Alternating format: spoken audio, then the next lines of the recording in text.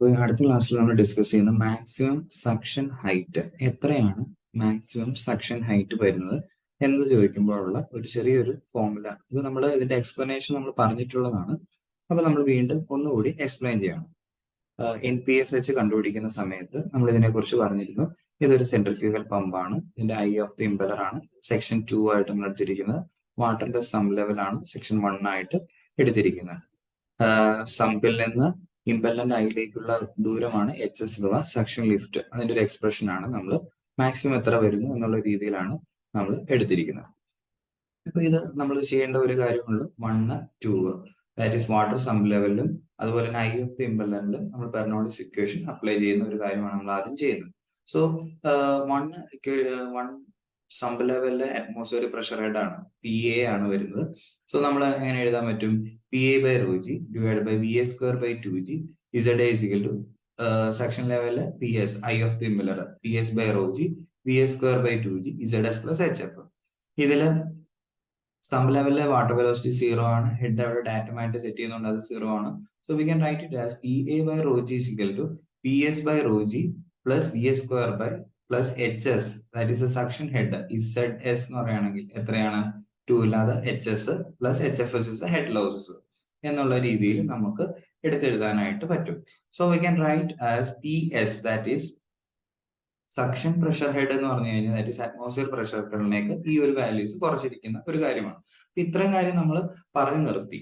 ഇനി നമ്മൾ പ്രധാനമായിട്ടും പറയുന്ന കാര്യം, ഈ particular suction pressure head vapour pressure ഹെഡിനേക്കാളും താഴെ പോകാനായിട്ട് പാടില്ല. The limiting condition of pressure at pump inlet is vapour pressure. അപ്പൊ വേപ്പർ പ്രഷർ എന്തുകൊണ്ടാണ്? വേപ്പർ പ്രഷർ കാരണം ക്യാവിറ്റേഷൻ ഉണ്ടാകും. ക്യാവിറ്റേഷൻ ഒഴിവാക്കണം. ക്യാവിറ്റേഷൻ എന്ന് വെച്ചാൽ പിറ്റിംഗ് ആക്ഷൻ എന്നുള്ള കാര്യമാണ്. Hence for finding maximum suction lift limiting pressure may be taken as the vapour pressure. അപ്പൊ വേപ്പർ പ്രഷർ വരെ നമുക്ക് എടുക്കാൻ പറ്റും. ഓക്കെ, വേപ്പർ പ്രഷറിനേക്കാൾ കുറഞ്ഞു പോവാതെ നമ്മൾ മാനേജ് ചെയ്യണം. അതായത് ഇവിടെ ചെയ്യുന്ന കാര്യം ഇതുള്ളൂ. സക്ഷൻ പ്രഷർ ആയിട്ടുള്ള PS/ρg എന്ന് പറഞ്ഞ പ്രഷർ റേറ്റ് ഇതിന് പകരം നമ്മൾ എവിടം വരെ എടുക്കും? PV/ρg that is vapour pressure head വരെ എടുക്കാനായിട്ട് പറ്റും. അപ്പൊ ഈ ഒരു കാര്യമാണ് നമ്മൾ ചെയ്യുന്ന കാര്യം. സോ മാക്സിമം സക്ഷൻ കിട്ടാൻ വേണ്ടി പ്രഷർ കുറച്ച് കൊണ്ടുവരാം ടിൽ എവിടം വരെ? വേപ്പർ പ്രഷർ വരെ. അങ്ങനെയെങ്കിൽ നമുക്ക് ഇനി എങ്ങനെ എഴുതാം? PS/ρgക്ക് പകരം PV/ρg is equal to PA/ρg minus bracket open ചെയ്തിട്ട് വെലോസിറ്റി ഉണ്ട്. സക്ഷൻ ഹെഡിലെ VA²/2g plus suction HS plus HFS എന്നുള്ള രീതിയിൽ എഴുതാം. ഓക്കെ, അങ്ങനെയാണെങ്കിൽ ഇതൊന്നുകൂടെ ഒന്ന് സിംപ്ലിഫൈ ചെയ്ത് എക്സ്പ്രഷൻ എഴുതുകയാണെങ്കിൽ PV/ρg എന്ന് പറഞ്ഞു കഴിഞ്ഞാൽ HV is equal to HA minus VA²/2g plus HS plus HFS. ഇങ്ങനെ അവസ്ഥയിലാണ്, അതായത് സക്ഷൻ പ്രഷർ ഹെഡ് വേപ്പർ പ്രഷറിനോട് ഈക്വൽ ആയിട്ട് വരുന്ന സമയത്താണ് ഈ HSന്റെ വാല്യൂ എന്തായി മാറും? മാക്സിമം ആയിട്ട് മാറും. മാക്സിമം സക്ഷൻ ഹെഡ് ആയിട്ട്, അതായത് ഏറ്റവും ആഴത്തിൽ നിന്ന് നമുക്ക് എടുക്കാൻ പറ്റുന്ന വേപ്പർ പ്രഷറുമായിട്ട് ഇക്വേറ്റ് ചെയ്ത് വരുമ്പോഴാണ് ആ വേപ്പർ ഹെഡ് എന്താ? That HS will be equal to ഇപ്പുറത്തെ വശത്തേക്ക് കൊണ്ടുപോകും. ഇത് മൈനസ് എന്നുള്ളത് ഇവിടെയും മൈനസ് ആണ്, ഇവിടെയും മൈനസ് ആണ്. ഞാനിത് ബ്രാക്കറ്റ് ഓപ്പൺ ചെയ്ത് കഴിഞ്ഞപ്പോഴത്തേക്കും പ്ലസ് ആണ് ഇട്ടിരുന്നത്, അത് നിങ്ങളൊന്ന് തിരുത്തണം.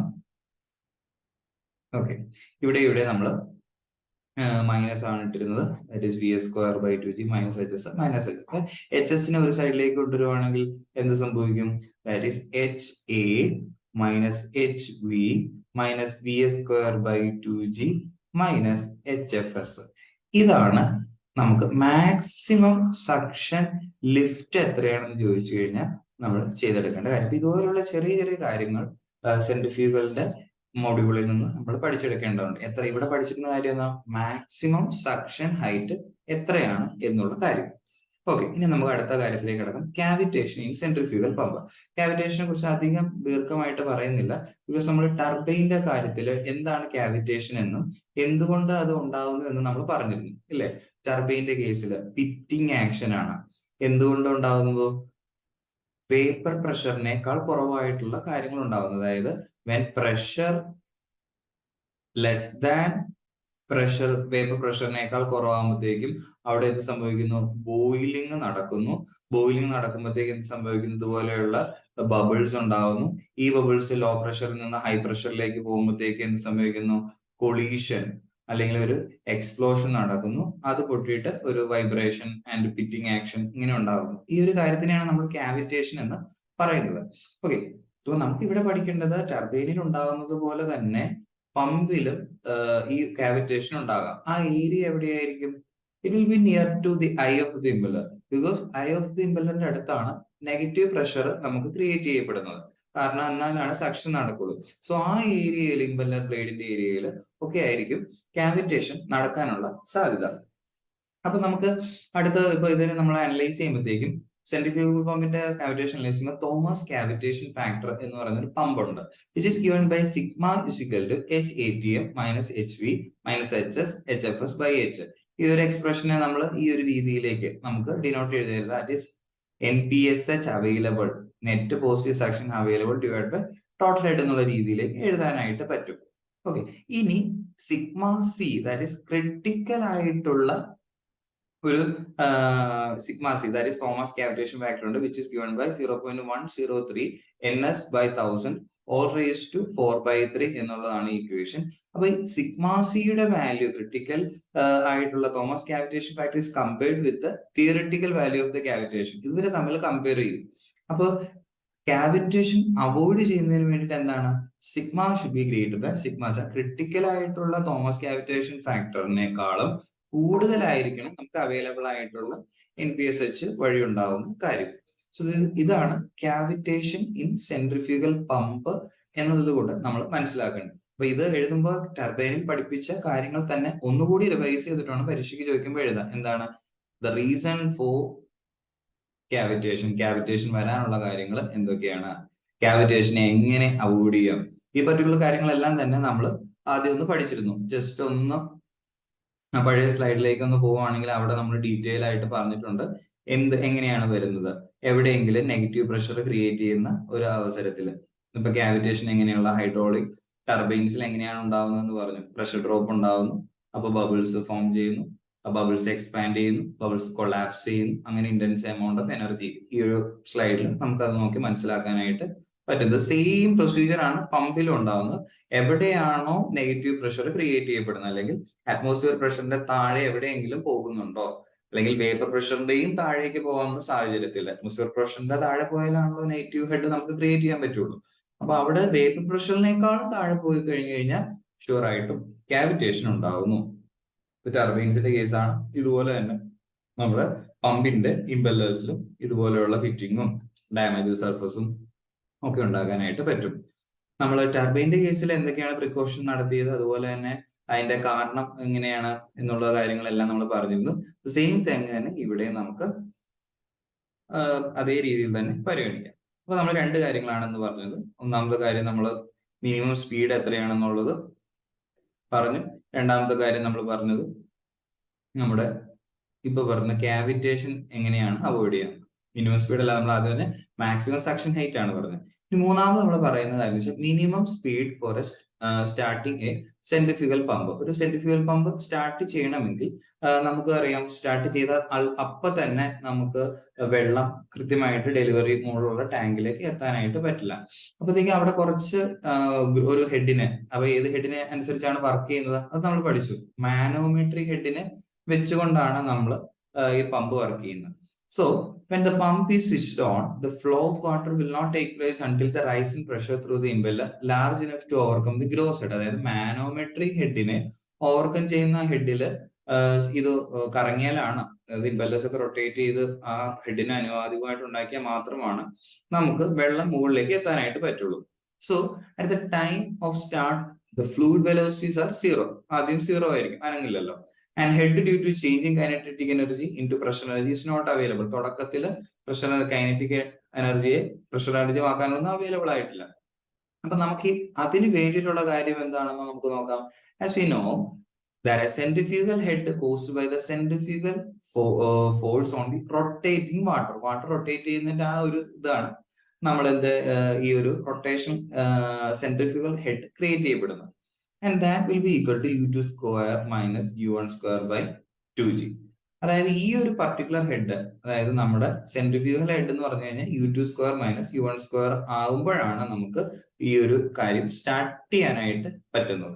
അപ്പൊ നമ്മുടെ മിനിമം സ്റ്റാർട്ട് എന്ന് പറഞ്ഞു കഴിഞ്ഞാൽ u2 square minus u1 square by 2g equal to manometric head വരുമ്പോഴാണ്, അപ്പോഴുണ്ടാവുന്ന സ്പീഡാണ് manometric head, sorry, minimum speed എന്ന് പറഞ്ഞു കഴിഞ്ഞാൽ. ഒന്നുകൂടി ക്ലിയർ ആയിട്ട് പറയാം, u2 square minus u2 square by 2g minus u1 square by 2g is equal to manometric head എപ്പോ വരുന്നു, അപ്പോൾ ഉണ്ടാവുന്ന സ്പീഡ്, ആ സ്പീഡാണ് ഏറ്റവും മിനിമം, എന്നാലാണ് സ്റ്റാർട്ട് ആവുകയുള്ളൂ എന്നുള്ള കാര്യം. അപ്പൊ നമ്മൾ ഇത് ഈസ് ഈക്വൽ ടു HM എന്നുള്ള രീതിയിലേക്ക് എഴുതുന്നു.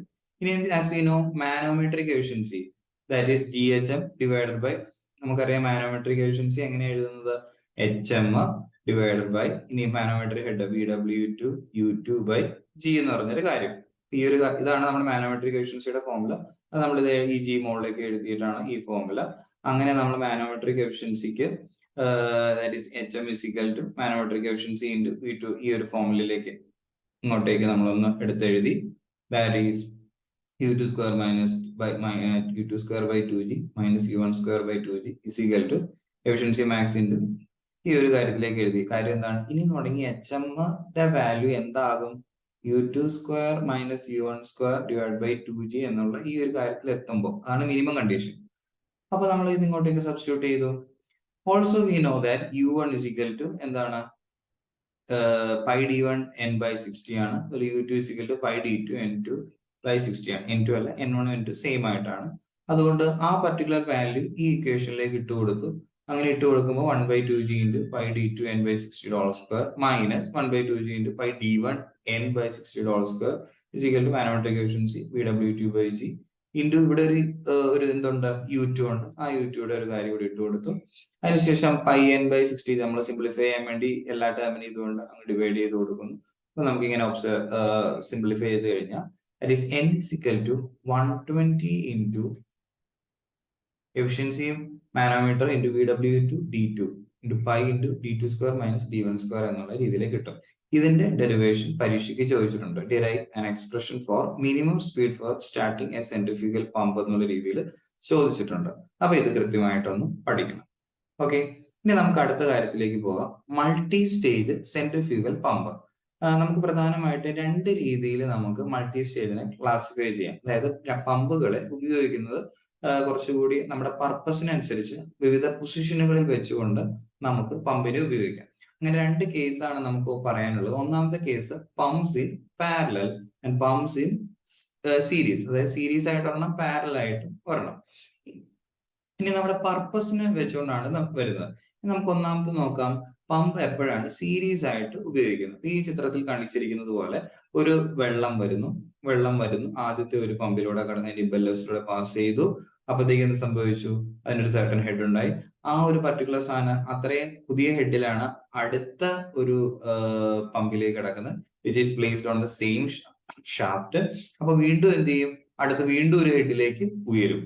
അപ്പോൾ ഹെഡിന്റെ അളവ് കൂട്ടി കൊണ്ടുവരണമെങ്കിൽ ഒരു നിശ്ചിത എമൗണ്ട് ഓഫ് വാട്ടറിനെ അതിന്റെ ഹൈറ്റ്, ഹെഡ് എത്തിക്കേണ്ട അളവ് കൂട്ടണമെങ്കിൽ നമ്മൾ പമ്പുകളെ എങ്ങനെ കണക്ട് ചെയ്യും?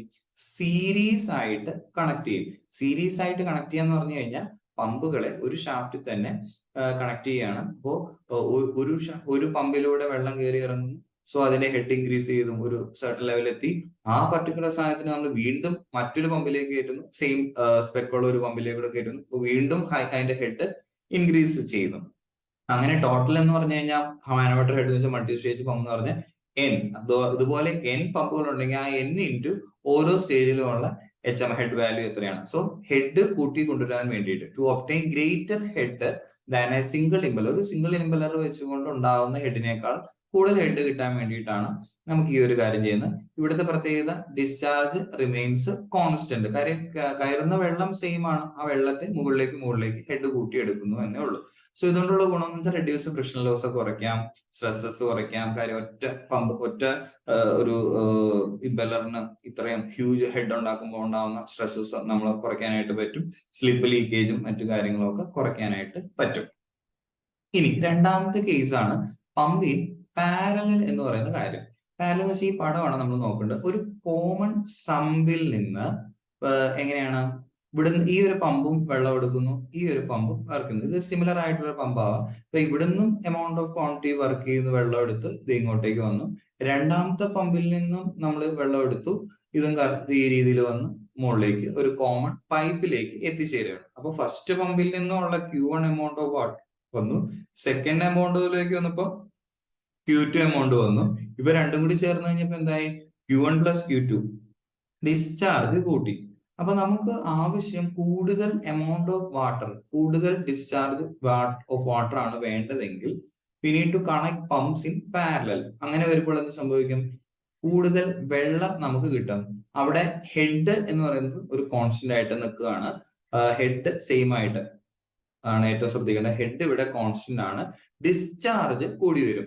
Q എന്ന് പറഞ്ഞു കഴിഞ്ഞാൽ ടോട്ടൽ Q1 പ്ലസ് Q2 ആയിട്ടാണ് മാറുന്നത്. അപ്പൊ ഈ കേസിലാണ് നമ്മൾ ഉപയോഗിക്കുന്നത്. അപ്പൊ ഇതൊന്ന് വളരെയധികം ശ്രദ്ധിച്ച് വേണം ചെയ്യാൻ. പമ്പ്സ് ഇൻ പാരലൽ എന്താണ് സംഭവിക്കുന്നത്, പമ്പ്സ് ഇൻ സീരീസ് വരുമ്പോൾ എന്താണ് ചെയ്യുന്നത്. ന്യൂമറിക്കൽ പ്രോബ്ലത്തിൽ specific speed is defined for a single stage ആണ്.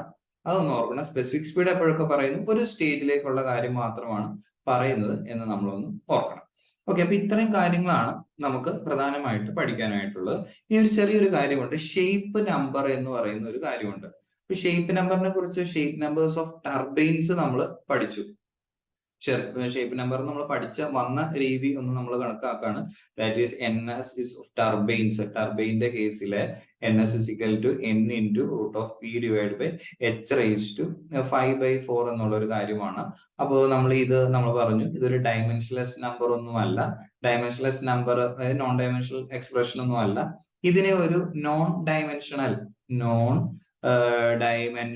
ആയിട്ട് ഒരു നമ്പർ ആയിട്ട് നമ്മൾ എഴുതുന്നതിനെയാണ് നമ്മൾ ടൈപ്പ് നമ്പർ എന്ന് പറയുന്നതെന്ന് പറഞ്ഞു. Type number. അപ്പൊ നമ്മൾ എങ്ങനെ എഴുതിയത്? ടർബൈന്റെ NS is equal to N into root of P divided by rho നമ്മൾ കൊടുത്തു. H divided by H raised to GH raised to 5/4 എന്നുള്ള രീതിയിലുമാക്കി. അപ്പൊ അങ്ങനെ ചെയ്തപ്പോഴാണ് G എന്നുള്ള ഒരു കാര്യം കൂടി ഇവിടെ ചേർത്ത്, ഇവിടെ റോ എന്നുള്ള കാര്യം കൂടി ചേർത്തപ്പോഴാണ് ഇതിനെ ഒരു നോൺ ഡയമെൻഷൻ ആയിട്ടുള്ള ഒരു പാരാമീറ്റർ ആക്കി മാറ്റിയത്. എന്ന് പറഞ്ഞതുപോലെ ഇത് ഏതാണ്? പമ്പിന്റെ കേസിൽ, ഒരു സെൻട്രിഫ്യൂഗൽ പമ്പിന്റെ കേസിൽ as you know NS is equal to എങ്ങനെയാണ് എഴുതുന്നത്? N into root of Q divided by H raised to 3/4 ആണ്. അപ്പൊ ഇതിനെ നമ്മളൊരു പർട്ടിക്കുലർ രീതിയിലേക്ക് നോൺ ഡയമെൻഷണൽ പാരാമീറ്റർ ഒക്കെ എഴുതാണ്. 1000 into N into root of Q divided by G add ചെയ്തു into 3/4 എന്ന് എഴുതുമ്പോഴാണ് ഇതിനെ നമ്മൾ എന്ത് പറയുന്നത്? ടൈപ്പ് നമ്പർ എന്നുള്ള രീതിയിലേക്ക് എഴുതുന്നത്. Type number. ഇപ്പൊ type number is nothing but specific speed. അതിനകത്ത് എങ്ങനെയാക്കുന്നു? നോൺ ഡയമെൻഷണൽ പാരാമീറ്റർ എന്നുള്ള രീതിയിലേക്ക് ആക്കുന്നു. അപ്പൊ ഇതിനെയാണ് നമ്മൾ എന്ത് പറഞ്ഞു കഴിഞ്ഞാൽ നമ്മുടെ പമ്പിന്റെയും ഷേപ്പ് നമ്പർ, ടർബൈന്റെയും ഷേപ്പ് നമ്പർ, ഇത് രണ്ടും ഡിസ്റ്റിങ്വിഷ് ചെയ്ത് പഠിക്കണം. നമ്മള് ടർബൈന്റെ ഈ ടൈപ്പ് നമ്പർ ക്ലാസ്സിൽ നമ്മൾ ഡിസ്കസ് ചെയ്തപ്പോ അതൊന്ന് ഓർത്ത് ഈ ഒരു കാര്യം ഇങ്ങനെയാണ്, ഓക്കെ ഇതുപോലെ തന്നെ പമ്പിനും ഉണ്ട് എന്നുള്ള കാര്യം നമ്മളൊന്ന് ഓർത്തോളാം. അതൊന്ന് ജസ്റ്റ് ഒന്ന് കാണിക്കുകയാണ്. നമ്മൾ പമ്പിന് തൊട്ട് മുമ്പ് പറഞ്ഞിരുന്നു. യൂണിറ്റ് ഡിസ്ചാർജിങ് ഹെഡ് ഒക്കെ പറഞ്ഞ കൂട്ടത്തിൽ ടൈപ്പ് നമ്പർ എന്ന് പറഞ്ഞൊരു കാര്യം പറഞ്ഞുകൊണ്ടോ.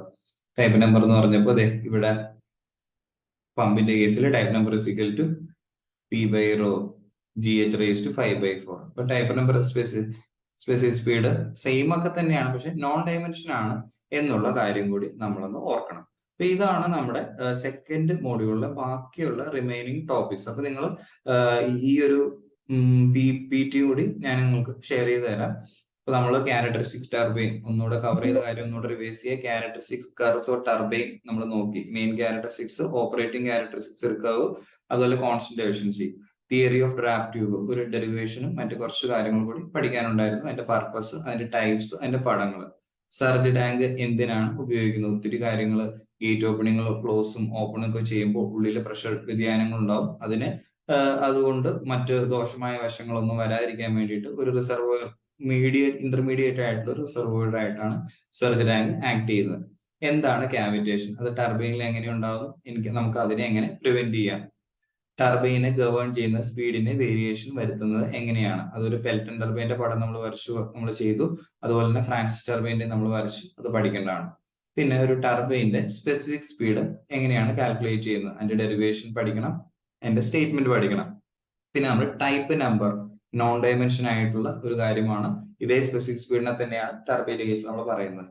പിന്നെ അതിന്റെ ക്യാരക്ടറിസ്റ്റിക്സ് കർവ്സ്, അതായത് ഓപ്പറേറ്റിംഗ് ക്യാരക്ടറിസ്റ്റിക്സ് കർവ്സ് ആണ് നമ്മൾ ഇവിടെ ഉദ്ദേശിക്കുന്നത്. പിന്നെ സ്കെയിൽ ലോസ് എന്ന് പറയുകയാണെങ്കിൽ യൂണിറ്റ് സ്പീഡ്, യൂണിറ്റ് ഡിസ്ചാർജ് മുതലായ കാര്യങ്ങളെ കുറിച്ചാണ്. അതായത് ഒരു മോഡലിലും ഒരു പ്രോട്ടോടൈപ്പിലും ഇത് ഒരുപോലെ ആയിരിക്കും. അതിന്റെ വെച്ചിട്ട് നമ്മൾ പ്രോബ്ലംസ് ഒക്കെ ചെയ്തു. Unit speed, unit discharge, unit power മുതലായ കാര്യങ്ങളൊക്കെ നമ്മൾ പഠിച്ചു.